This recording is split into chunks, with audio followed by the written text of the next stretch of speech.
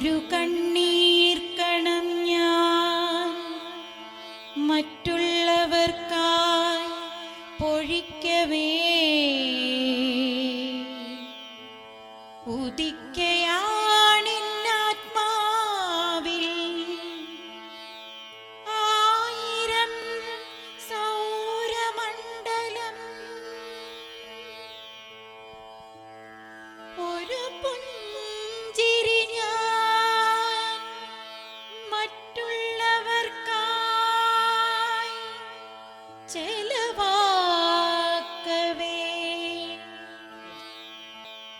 ഹൃദയത്തിലുലാവുന്നു നിത്യനിർമ്മല പൗർണമി.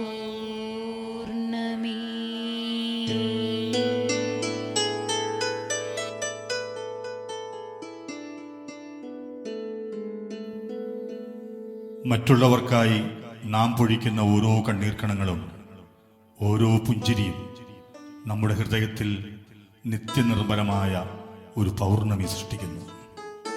മഹാകവി അക്കിത്തത്തിന്റെ ഓർമ്മപ്പെടുത്തലാണത്. സുഖഭോഗങ്ങൾക്കും സന്തോഷത്തിനും വേണ്ടിയുള്ള പരക്കം പാച്ചിലിനൊടുവിൽ മനുഷ്യൻ എത്തി നിൽക്കുന്നത് എവിടെയാണ്?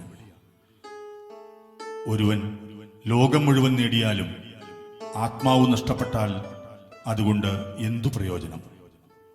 ഈ ഒരു സമസ്യയ്ക്കുള്ള ഉത്തരമാണ് ഞങ്ങൾ ഇന്നിവിടെ പറയാൻ ശ്രമിക്കുന്നത്. ആരാകണം എന്ന കൊച്ചു ചോദ്യത്തിന് ആരുമില്ലാത്ത ഒരാളുടെ എല്ലാമാകണം എന്നൊരാൾ ഉത്തരം നൽകി. മറ്റൊരാളുടെ ഹൃദയത്തിൽ തൊട്ടുകൊണ്ടാണ് അയാൾ അത് പറഞ്ഞത്. അങ്ങനെ ഒരാളുടെ ഹൃദയം തൊട്ട് കരളിൽ തൊട്ട് നാം തേടുന്ന ആനന്ദത്തിന്റെ കൂമ്പാരമാണ് touch, the gentle hum of happiness.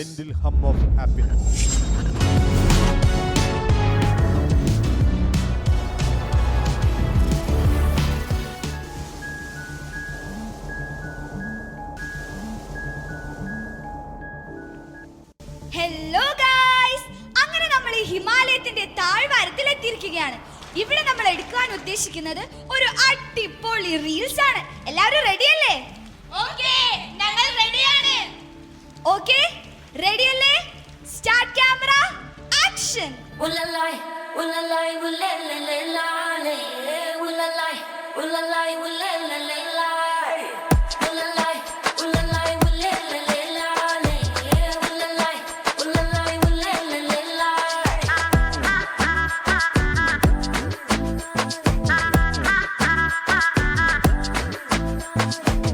നഖരെ വാലെ മേരെ ഹിസ്സെ ആജാ, ചശ്മെ വാലെ മേരെ ഹിസ്സെ ആജാ, मन का मंतर दोनों सीखे यार. जवा तू जवा मैं अब होने दे हल्ला, मेरी तू तेरा मैं अब माने मोहल्ला. मैं भी जानू तू भी जाने, तेरा मेरा दादा है पक्का.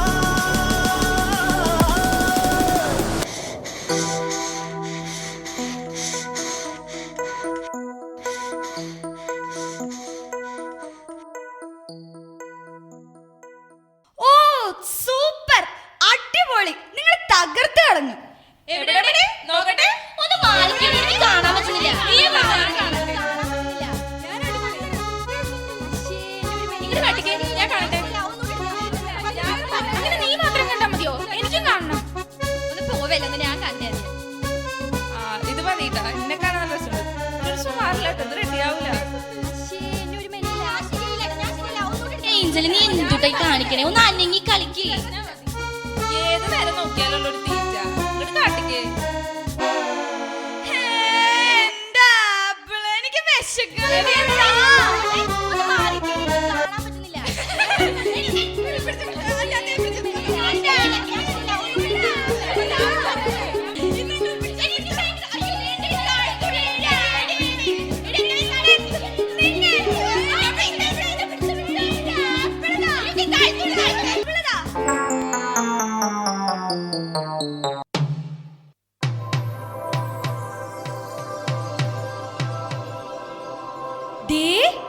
ഒരു പ്രതിമ. എല്ലാരും ഇങ്ങോട്ട് വന്നേ, ഓടി വന്നേ, ഇത് നോക്കിക്കേ.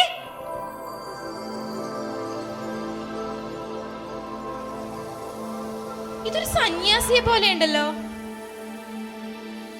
പിന്നെ ഇത് സന്യാസിയൊന്നുമല്ല, ഋഷിയാ, ഋഷി. നമ്മള് 5ാം ക്ലാസ്സിലെ പാഠപുസ്തകത്തിൽ പഠിച്ചിട്ടില്ലേ?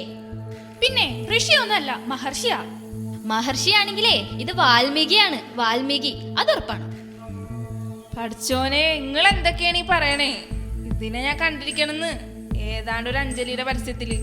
പിന്നെ പരസ്യത്തിലൊന്നുമല്ല, പാറമേക്കാവ് അമ്പലത്തില് ഉത്സവത്തിന് ഞാൻ കണ്ടിട്ടുണ്ട്. ഏതായാലും ആള് 6 പാക്കാ, ബോഡി നല്ലോണം നോക്കണ ആളാ. ഗൈസ്, തർക്കമൊന്നും വേണ്ട, നമുക്കൊരു കാര്യം ചെയ്യാം, നമുക്കൊരു ലൈവ് പോവാം. നമ്മുടെ സബ്സ്ക്രൈബേഴ്സ് പറയട്ടെ ഇതാരാണെന്ന്. എന്താ ഇവിടെ വല്ലാത്തൊരു നാറ്റം? ഈ പ്രതിമയെന്നാണ് തോന്നുന്നേ.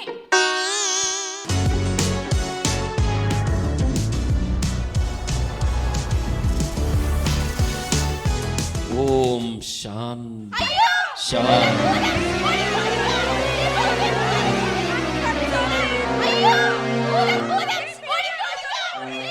കുട്ടികളെ, നിങ്ങൾ പേടിക്കണ്ട, ഒട്ടും ഭയപ്പെടണ്ട. ഞാൻ ഭൂതമൊന്നുമല്ല. ഇങ്ങടുത്ത് വരൂ, ഞാനും നിങ്ങളെപ്പോലെ പച്ചയായ ഒരു മനുഷ്യനാണ്. എന്റെ ഉമ്മോ, നമ്മളങ്ങോട്ട് പേടിച്ചുപോയി. ജീവനുള്ള ആളാണെങ്കിൽ അതങ്ങോട്ട് നേരത്തെ പറയണ്ടേ സാമി? സാമി താടിമുടിയൊന്നും വെട്ടാറില്ലേ? കട്ട പിടിച്ച് നീട്ടി വളർത്തി എന്താ ഒരു കോലം. സാമിക്ക് എങ്ങനെ ഇങ്ങനെ ഇരുന്ന് ഉറങ്ങാൻ കഴിയണേ? ചൊറിയണില്ലേ? വീട്ടിൽ നിന്ന് പോന്നപ്പോ ഒരു പായയും കൂടി കൊണ്ടുവരായിരുന്നില്ലേ സാമി? അങ്ങനെയെങ്കിൽ ഇപ്പൊ സുഖമായിട്ട് കിടന്നുറങ്ങായിരുന്നു. അല്ല, നിങ്ങൾ കുളിക്കാറൊന്നുമില്ലേ? കുട്ടികളെ, നിങ്ങൾ നല്ല ഫലിതപ്രിയരാണല്ലോ, എനിക്ക് ഇഷ്ടമായിട്ടാ. സാമിക്ക് എങ്ങനെ ഇങ്ങനെ കണ്ണടച്ച് അനങ്ങാതിരിക്കാൻ പറ്റണു? സത്യം പറയാലോ, ഞങ്ങൾക്ക് പറ്റില്ല. എനിക്ക് മാത്രമല്ല, നിങ്ങൾക്കും സാധിക്കും. ഒന്നിരുന്ന് നോക്ക്, മനസ്സിന് നല്ല സുഖം കിട്ടും. മനസ്സിനെയും ശരീരത്തെയും ഏകാഗ്രമാക്കാൻ നിങ്ങൾ പഠിക്കണം, പരിശീലിക്കണം. മിസ്സുമാർ ഞങ്ങളോട് എപ്പോഴും പറയാറുണ്ട് സൈലൻസ് സൈലൻസ് എന്ന്. പക്ഷെ ഞങ്ങളെ കൊണ്ട് പറ്റണ്ടേ?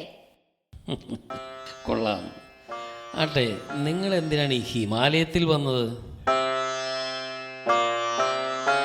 ഭാരതം മുഴുവൻ സഞ്ചരിക്കുന്ന ഒരു നീണ്ട പഠനയാത്രയിലാണ് ഞങ്ങൾ. ഓ, നല്ല കാര്യമല്ലേ. ഗാന്ധിജി ഇന്ത്യയെ കണ്ടെത്താൻ നടത്തിയ യാത്ര പോലെ. ഇങ്ങനെ ഇരുന്ന എന്തുകൊണ്ട് സന്തോഷം കിട്ടാനാ സ്വാമി? ഞങ്ങൾക്ക് ഇതൊന്നല്ല സന്തോഷം. പിന്നെ എന്താണ് നിങ്ങളുടെ സന്തോഷം?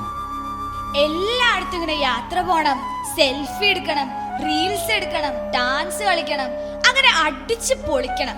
അതൊക്കെയാണ് ഞങ്ങളുടെ സന്തോഷം. നല്ല ഫുഡ് അടിക്കലാണ് എന്റെ സന്തോഷം.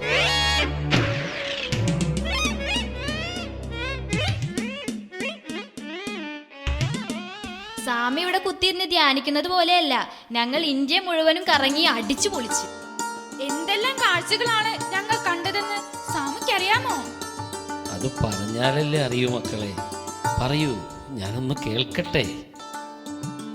പറയല് മാത്രമല്ല സ്വാമി, കാണിച്ചുകൂടി തരാം. ഇത് കണ്ട ആപ്പിളാ. ഇത് ആപ്പിളോ? ഇത് ആ ആപ്പിൾ അല്ല സ്വാമി, ഇത് ഐഫോണാ. ഒരു ടച്ച് മതി, എല്ലാം കാണാം. സ്വാമി ഒന്ന് തൊട്ട് നോക്കിയേ, ദേ അവിടെയല്ല, ഇവിടെ. അവിടെയല്ല സ്വാമി, ഇവിടെ ഇവിടെ. Touch touch touch. സ്വാമി, ഗുജറാത്തിലെ ആനന്ദ് എന്ന ഗ്രാമത്തിൽ പോയിട്ടുണ്ടോ? ഇല്ല മക്കളെ.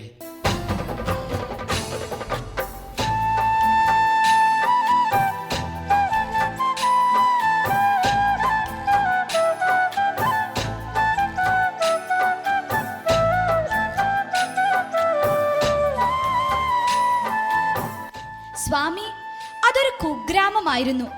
പട്ടിണിയും പരിവട്ടവുമായി കഴിഞ്ഞിരുന്ന ജനങ്ങൾ, പണിയെടുത്ത് നടുവൊടിഞ്ഞ കർഷകർ, ഒരു നേരം പോലും പുക ഉയരാത്ത അടുപ്പുകളുള്ള വീടുകൾ. പക്ഷേ ആ ഗ്രാമത്തിൽ വിമോചനത്തിന്റെ ഗാഥകൾ രചിച്ച ഒരു അത്ഭുത മനുഷ്യന്റെ കഥയാണിത്. ആരാണ് ആ അത്ഭുത മനുഷ്യൻ? Doctor Varghese Kurian, the milk man of India. മലയാളികളുടെ അഭിമാനമായ ഗുജറാത്തിന്റെ പ്രിയപുത്രൻ വർഗീസ് കുര്യൻ. സ്വാമി, ഇതൊന്ന് കണ്ടു നോക്കിക്കേ. നമ്മുടെ കോഴിക്കോട്ടുകാരനാടാ doctor Varghese Kurien. Swami, touch. I too have a dream. എനിക്കും ഒരു സ്വപ്നമുണ്ടായി. ലോകത്തെ ഏറ്റവും അധികം പാൽ ഉൽപ്പാദിപ്പിക്കുന്ന രാജ്യമാണ് നമ്മുടെ ഇന്ത്യ. ആഗോള പാൽ ഉൽപാദനത്തിലെ 23% ഇന്ത്യയുടെ പങ്ക്. അങ്ങനെയുള്ള നമ്മുടെ രാജ്യത്ത് പാൽ ഉൽപാദനത്തിന്റെ കാര്യത്തിലും പാലിൽ നിന്നും നിർമ്മിക്കുന്ന പ്രൊഡക്ട്സിന്റെ കാര്യത്തിലും മുന്നിൽ നിൽക്കുന്ന ഒരു ബ്രാൻഡുണ്ട്, അമൂൽ.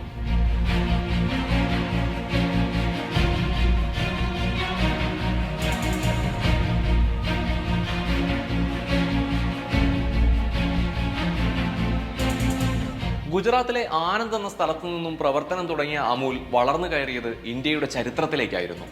ആ വളർച്ചയ്ക്ക് ചുക്കാൻ പിടിച്ചത് ജന്മം കൊണ്ട് കോഴിക്കോട്ടുകാരനായ ഒരു മലയാളി എഞ്ചിനീയർ ആയിരുന്നു.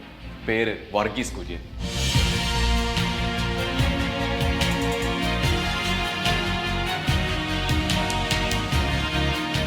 വർഗീസ് കുര്യന്റെ നേതൃത്വത്തിൽ ആനന്ദ് മിൽക്ക് യൂണിയൻ ലിമിറ്റഡ് എന്ന അമൂൽ നടത്തിയ വിജയഗാഥയിൽ നിന്നും പ്രചോദനം ഉൾക്കൊണ്ടായിരുന്നു പിന്നീട് കേരളത്തിൽ മിൽമ പ്രസ്ഥാനം ഉദയം കൊണ്ടത്. പറഞ്ഞു വരുമ്പോൾ വർഗീസ് കുര്യൻ എന്ന ക്രാന്തദർശിയായ മനുഷ്യന്റെ ചരിത്രം ഇന്ത്യയുടെ ധവള വിപ്ലവത്തിന്റെ ചരിത്രം കൂടിയാണ്.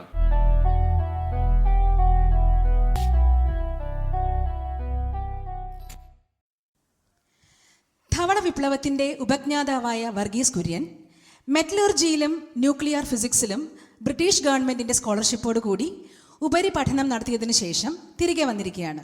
അദ്ദേഹം ഗുജറാത്തിലെ ചെറു ഗ്രാമമായ ആനന്ദിലുള്ള ഇന്ത്യൻ റിസർച്ച് ക്രീമറിയിൽ ജോലിയിൽ പ്രവേശിച്ചിരിക്കുന്നു.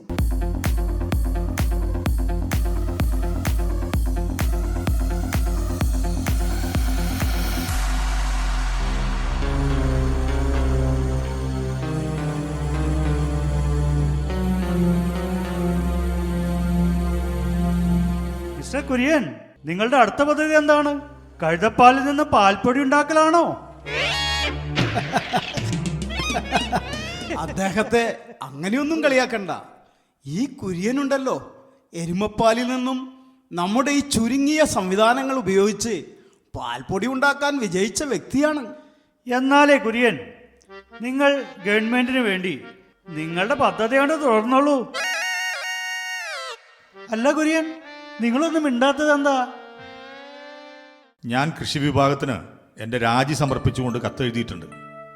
വെറുതെ ഇരുന്ന് 350 രൂപ ശമ്പളം വാങ്ങിക്കാനും എൻ്റെ ഭാവിയും സർക്കാരിൻ്റെ ധനവും വൃഥാവിലാക്കാനും എനിക്ക് ഒട്ടും താല്പര്യമില്ല. പക്ഷേ കുര്യൻ, നിങ്ങൾ ആനന്ദ് വിട്ടുപോവുകയാണെങ്കിൽ കൈറ സൊസൈറ്റിയിലെ ത്രിഭുവൻ ദാസ് പട്ടേലിന് തൻ്റെ മെഷീനുകൾ നന്നാക്കാനേ മറ്റൊരു എഞ്ചിനീയറെ നിയോഗിക്കേണ്ടി വരും. കൈറ സൊസൈറ്റി ഇപ്പൊ ബ്രിട്ടീഷ് ഗവൺമെന്റ് ഉപേക്ഷിച്ച് കളഞ്ഞ കപ്പിയും കയറും ഉപയോഗിച്ചുള്ള പഴയൊരു ഡയറി മെഷീനാണ് ഉപയോഗിക്കുന്നത്. അതിന് അദ്ദേഹം വർഷം പ്രതി 9,000 രൂപ വാടകയും നൽകിക്കൊണ്ടിരിക്കുന്നു. ആ പട്ടേലിന് വട്ടാണെന്നാ തോന്നുന്നു. നിങ്ങൾ എന്താണ് ഈ പറയുന്നത്?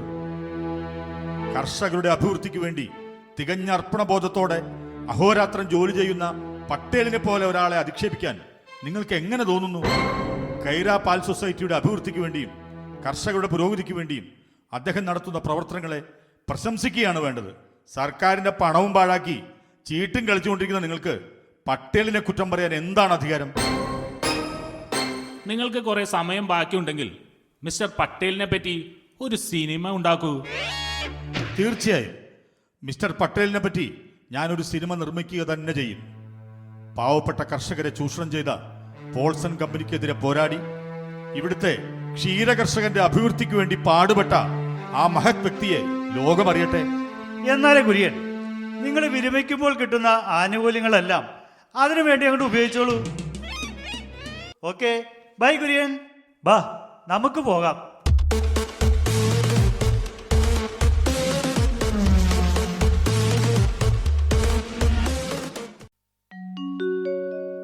എല്ലാവരും പോയല്ലേ കുര്യൻ? എന്താ പട്ടേൽ, നിങ്ങളുടെ കൈറ സൊസൈറ്റിയിലെ മെഷീൻ എന്തെങ്കിലും തകരാറുണ്ടോ? ആ പഴയ മെഷീനൊക്കെ വലിച്ചെറിഞ്ഞ് നിങ്ങൾക്ക് പുതിയൊരെണ്ണം വാങ്ങിക്കൂടെ? അല്ലല്ല, ഈ ലെറ്റർ താങ്കളെ ഏൽപ്പിക്കാൻ പോസ്റ്റ്മാൻ പറഞ്ഞു. ഞാനിത് തരാൻ വേണ്ടി വന്നതാണ്.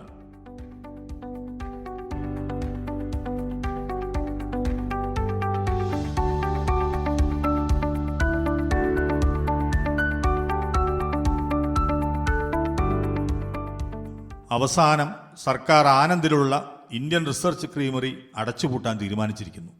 എൻ്റെ രാജിയും അവർ സ്വീകരിച്ചിരിക്കുന്നു. ഞാനങ്ങനെ സ്വതന്ത്രനായി. നിങ്ങൾക്കിപ്പോൾ ജോലിയില്ലാതെ ആയില്ലേ?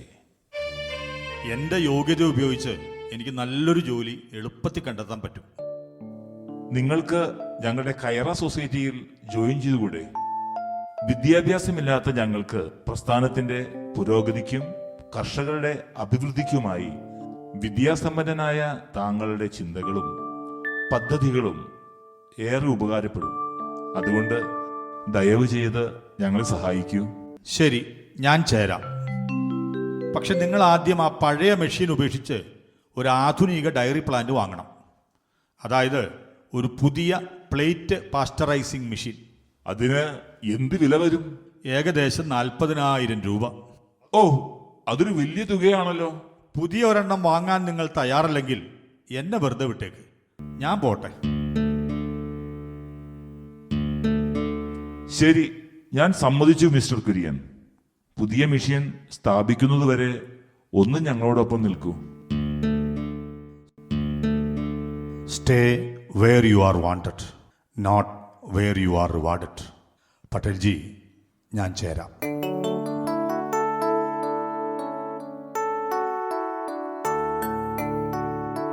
ഒരു മാസത്തിനുള്ളിൽ നിങ്ങളുടെ തൊഴിൽ രംഗത്തിന് മാറ്റം സംഭവിക്കും. ചിന്തിക്കാൻ പോലും ആവാത്ത ഉയരങ്ങളിലേക്ക് നിങ്ങൾ എത്തിച്ചേരും. തീർച്ച. കൈറ സൊസൈറ്റിയുമായി ചേർന്ന് പ്രവർത്തനങ്ങൾ തുടങ്ങിയ കുര്യനെ കാത്തിരുന്നത് എതിർപ്പുകളുടെ ഒരു നീണ്ട നിരയായിരുന്നു. സർക്കാരിന്റെ ഭാഗത്തു നിന്നും കോർപ്പറേറ്റുകളുടെ ഭാഗത്തു നിന്നും എന്ന് വേണ്ട, മുന്നിൽ വന്ന എല്ലാത്തിലും എതിർപ്പുകളും പ്രശ്നങ്ങളുമായിരുന്നു. ഇതിന്റെ ഭാഗമായി മുംബൈ മിൽക്ക് കമ്മീഷണറുടെ ഹെഡ്ക്വാർട്ടേഴ്സിലേക്ക് കുര്യനെ അടിയന്തരമായി വിളിപ്പിച്ചിരിക്കുന്നു. മുംബൈ മിൽക്ക് കമ്മീഷണർ ധാരാ കുറിയോടിയുമായുള്ള കുര്യന്റെ കൂടിക്കാഴ്ച.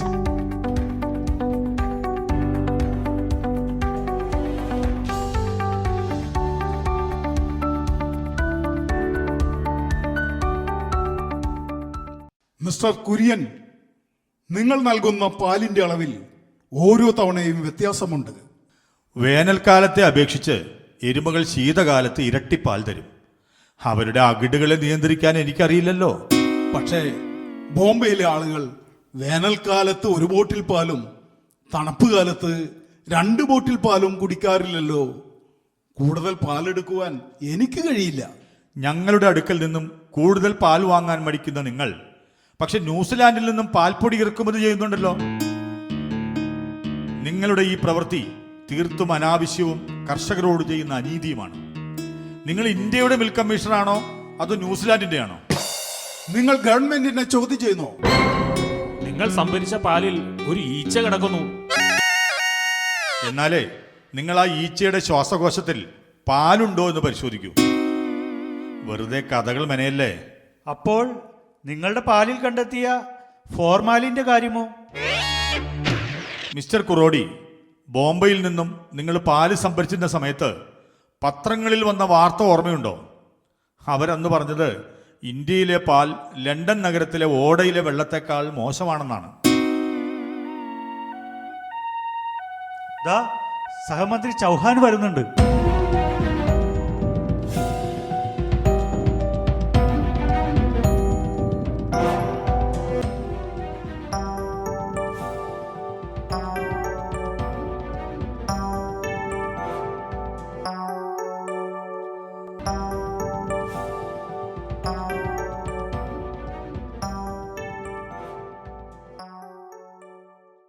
സാർ, ഞങ്ങൾ 5 വർഷം കൊണ്ട് പാലിൻ്റെ ഉൽപ്പാദനം 200 ലിറ്ററിൽ നിന്ന് 20,000 ലിറ്റർ വരെ വർദ്ധിപ്പിച്ചു.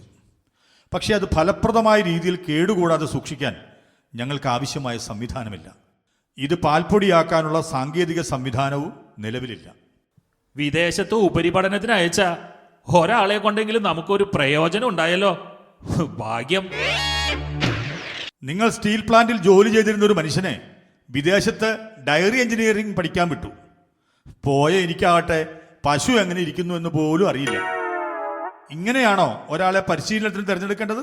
അവിടെ തന്നെ ഞാൻ പഠിച്ചത് ന്യൂക്ലിയർ ഫിസിക്സ് ആണ്. തിരിച്ചു വന്ന് ജോലി കിട്ടിയതാകട്ടെ ഡയറി എഞ്ചിനീയർ ആയിട്ട്. ഇത് നല്ല തമാശ. ഇത് തമാശയല്ല, അത്യന്തം ഖേദകരമായ സംഗതിയാണ്. പിന്നെ ഞങ്ങൾ എന്ത് ചെയ്യണമായിരുന്നു? നിങ്ങൾ എന്നെ പോലെ 3-4 വർഷം ഡയറി മേഖലയിൽ ജോലി ചെയ്ത ഒരാളെ പരിശീലനത്തിന് അയക്കണമായിരുന്നു. സർ, താങ്കൾ ഇപ്പോൾ എന്നെ ഓസ്ട്രേലിയയിലോ ന്യൂസിലൻഡിലോ ഡയറി എഞ്ചിനീയറിംഗിൽ ഉപരിപഠനത്തിനായി വിട്ടാൽ എനിക്ക് ഈ കർഷകർക്ക് ഉപകാരപ്രദമായ വല്ലതും ചെയ്യാൻ കഴിഞ്ഞേനെ. നിങ്ങൾ പറയുന്നത് എനിക്ക് മനസ്സിലാവുന്നുണ്ട് ഡോക്ടർ കുര്യൻ. നിങ്ങൾ എന്നും കൈറ മിൽക്ക് സൊസൈറ്റിയുടെ കർഷകരുടെ ആവശ്യങ്ങൾക്ക് വേണ്ടി നിലകൊള്ളണം. പിന്നെ നിങ്ങളുടെ ഉപരിപഠനത്തിന്റെ കാര്യം ഞാനൊന്ന് മന്ത്രിസഭയിൽ ചർച്ച ചെയ്യട്ടെ.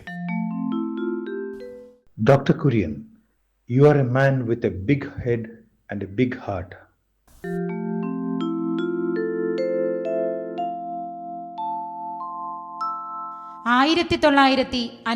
ിൽ കുര്യനെ ഇന്ത്യ ഗവൺമെന്റ് ആദ്യം ന്യൂസിലൻഡിലേക്കും പിന്നീട് ഓസ്ട്രേലിയയിലേക്കും ഉപരിപഠനത്തിന് അയച്ചു. കെയ്റ പാൽ സൊസൈറ്റിയിലെ കർഷകരുടെ ബുദ്ധിമുട്ട് മനസ്സിലാക്കിയ ന്യൂസിലൻഡ് സർക്കാർ 50% സാമ്പത്തിക സഹായവും 50% സാങ്കേതിക സഹായവും നൽകി. ആനന്ദിൽ തിരിച്ചെത്തിയ കുര്യൻ എരുമപ്പാലിൽ നിന്നും പാൽപ്പൊടി ഉണ്ടാക്കുവാൻ ആരംഭിക്കുന്നു.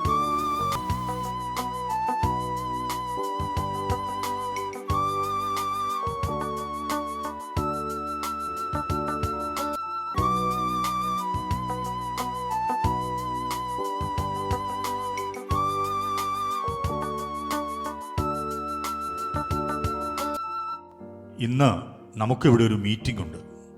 അതിൽ ബോംബെ മിൽക്ക് കമ്മീഷണറും ഡെൻമാർക്കിൽ നിന്നുള്ള സന്ദർശകരും മറ്റു ഉന്നത ഉദ്യോഗസ്ഥരും പങ്കെടുക്കും. ഇങ്ങനെ മീറ്റിങ്ങിനായി വരുന്ന ഉദ്യോഗസ്ഥരെയും വിദേശികളെയും മറ്റും താമസിപ്പിക്കാൻ നമുക്കിവിടെ ഗസ്റ്റ് ഹൗസ് ഒന്നുമില്ല. നമ്മുടെ ഈ ചെറിയ വീട്ടിൽ ഇത്രയും ആളുകളെ എങ്ങനെ താമസിപ്പിക്കും? ഞാൻ ആദ്യമായി ആനന്ദിൽ ജോലിക്ക് ചേർന്നപ്പോൾ താമസ സ്ഥലം കിട്ടാതിരുന്നതുകൊണ്ട് ഒരു ഗാരേജിലാണ് താമസിച്ചത്. ഞാനൊരു ഇതര മതസ്ഥനും അവിവാഹിതനും മാംസം കഴിക്കുന്നവനും ആയതുകൊണ്ട് എനിക്ക് ആരും താമസിക്കാൻ വീട് തന്നില്ല.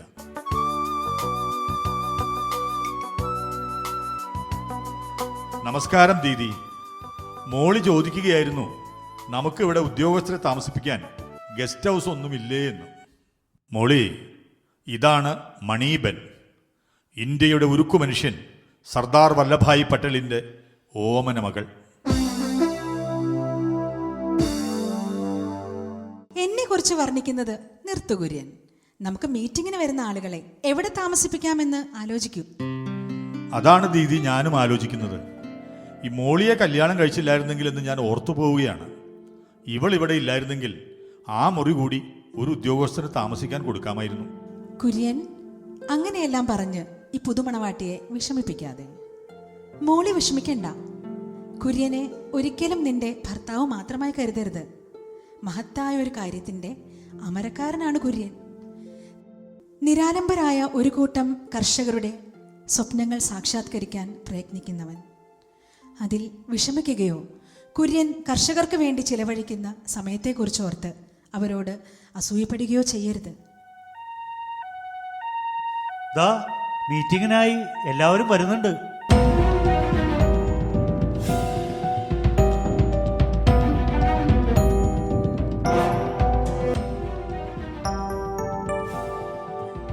ഓഹോ, അപ്പോൾ നിങ്ങൾ പറയുന്നത് എരുമപ്പാലിൽ നിന്നും പാൽപ്പൊടി ഉണ്ടാക്കാൻ കഴിയുമെന്നാണോ? പക്ഷെ അത് വെള്ളത്തിൽ നന്നായി അലിയുമോ? ദലയ, ഇവർക്കതൊന്ന് കാണിച്ചു കൊടുക്കൂ. ഓ ക്ഷമിക്കണം, ഞാൻ ദലയെ പരിചയപ്പെടുത്താൻ മറന്നു. ഇദ്ദേഹം നമ്മുടെ ഡയറി ടെക്നോളജിസ്റ്റാണ്. ഡയറി എഞ്ചിനീയറിംഗിന്റെ തലതൊട്ടപ്പൻ എന്ന് വേണമെങ്കിൽ വിളിക്കാം. ഇതിന്റെ രുചിയോ? എന്നാ ഇതല്പം രുചിച്ചു നോക്കൂ.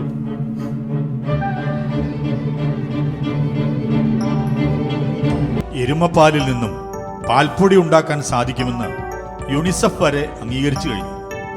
പുതിയ പ്ലാന്റ് സ്ഥാപിക്കാൻ ആവശ്യമായ സഹായവും അവർ വാഗ്ദാനം ചെയ്തിട്ടുണ്ട്. അങ്ങനെ സാങ്കേതിക വിദ്യ തയ്യാറായി. ഇനി നമുക്ക് ഇതിനൊരു പേരിടണ്ടേ? ഒരു ബ്രാൻഡ് നെയിം? ഞങ്ങൾ ഒരെണ്ണം തീരുമാനിച്ചിട്ടുണ്ട്. അമൂൽ. പിന്നെ മറ്റെന്ത് പേരാണ് അങ്ങ് ഉദ്ദേശിക്കുന്നത്? പ്രിൻസ് ഓഫ് വെയിൽസ് എന്നോ അതോ ക്വീൻ വിക്ടോറിയ എന്നോ? സംസ്കൃതത്തിൽ അമൂല്യ എന്നാൽ വിലമതിക്കാനാകാത്തത് എന്നാണ് അർത്ഥം. അതിൽ നിന്നാണ് ഞങ്ങൾ അമൂൽ എന്ന പേര് കണ്ടെത്തിയത്. നമുക്ക് എന്തുകൊണ്ട് നമ്മുടെ തന്നെ പാരമ്പര്യത്തെ മുറുകെ പിടിച്ചുകൂടാ? പക്ഷേ ഇനി ഒരു പക്ഷേയുമില്ല. എനിക്ക് ഈ 2 ചെറുപ്പക്കാരെയും നന്ദി ഇഷ്ടപ്പെട്ടു. നമ്മൾ ഈ പ്രോജക്റ്റുമായി മുന്നോട്ട് പോകുന്നു.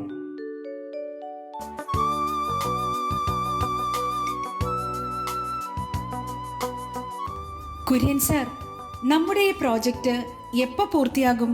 ഏതാണ്ട് 1 വർഷമെടുക്കും. ഉദ്ഘാടനത്തിന് ആരെയെങ്കിലും കണ്ടുവച്ചിട്ടുണ്ടോ? പിന്നെ നെഹ്റുജി, അല്ലാതെ പിന്നെ ആരാണ്?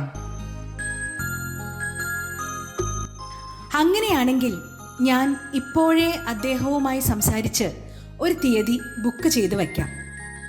എങ്കിൽ മറ്റൊന്നും ആലോചിക്കണ്ട.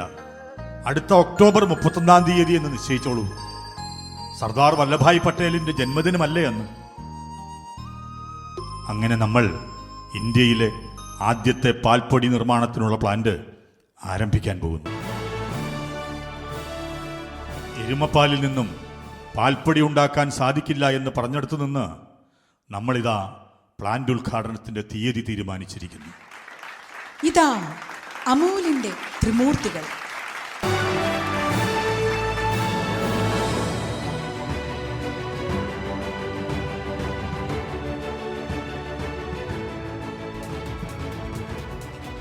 ആനന്ദിലെ പാലുൽപാദന പ്ലാന്റ് ഒരു തുടക്കമായിരുന്നു. ഡോക്ടർ വർഗീസ് കുര്യന്റെ നേതൃത്വത്തിൽ കോഓപ്പറേറ്റീവ് സൊസൈറ്റി മേഖലയിൽ പാലുൽപാദന രംഗത്തെ വിജയഗാഥ സ്വാഭാവികമായും അയൽ ഗ്രാമങ്ങളിലേക്ക് കാട്ടുതീ പോലെ പടർന്നു. ഈ അതുല്യ നേട്ടം ശ്രദ്ധയിൽപ്പെട്ട ഇന്ത്യയുടെ പ്രധാനമന്ത്രിയായിരുന്ന ലാൽ ബഹദൂർ ശാസ്ത്രി ഭാരതം മുഴുവൻ ഈ വിജയഗാഥ ആവർത്തിക്കാനുള്ള സാധ്യതയെക്കുറിച്ച് ഡോക്ടർ കുര്യനുമായി ചർച്ച നടത്തി. അതെ, അതൊരു തുടക്കമായിരുന്നു. ഇന്ത്യയുടെ ധവള വിപ്ലവത്തിന്റെ തുടക്കം. ഡോക്ടർ കുര്യനിൽ വിശ്വാസമർപ്പിച്ച് അതിൻ്റെ അമരക്കാരനായി പ്രധാനമന്ത്രി ശാസ്ത്രിജി അദ്ദേഹത്തെ നിയോഗിച്ചു. അങ്ങനെ 1965 നാഷണൽ ഡയറി ഡെവലപ്മെന്റ് ബോർഡ് നിലവിൽ വന്നു. അതിൻ്റെ ആദ്യത്തെ ചെയർമാനായി ഡോക്ടർ വർഗീസ് കുര്യൻ.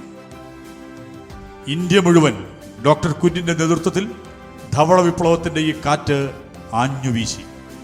ക്ഷീരകർഷകർക്കിടയിലും പാലുൽപാദന രംഗത്തും ഉണ്ടായ പുത്തനുണർവിന്റെ ഫലമായി 1998 അമേരിക്കയെപ്പോലും ഞെട്ടിച്ചുകൊണ്ട് നമ്മുടെ രാജ്യം പാലുൽപാദന രംഗത്ത് 1-ാം സ്ഥാനത്തെത്തി. ഇന്നും അത് തുടരുന്നു. ഒരു കാലത്ത് പണമുള്ളവർക്ക് മാത്രം ഉപയോഗിക്കാൻ കഴിഞ്ഞിരുന്ന പാൽ സാധാരണക്കാർക്കും ലഭ്യമായി. പാൽപ്പൊടി ഇറക്കുമതി ചെയ്തിരുന്ന ഒരു രാജ്യം എന്ന നിലയിൽ നിന്നും പാൽ മിച്ചം വന്ന് കയറ്റുമതി ചെയ്യുന്ന ഒരു രാജ്യമായി നാം മാറി. എല്ലാറ്റിനുമുപരി 60 ലക്ഷം വരുന്ന സ്ത്രീകൾക്കും ഗ്രാമവാസികളായ ക്ഷീരകർഷകരുടെയും ജീവിത നിലവാരം ഉയരുകയും ചെയ്തു. 4 മില്യൺ വരുന്ന കർഷകരും സ്ത്രീകളും തൊഴിലാളികളുമാണ് അമൂലിൻ്റെ ഉടമസ്ഥർ എന്ന സത്യം ഒരു അത്ഭുതമായി ഇന്നും നിലനിൽക്കുന്നു.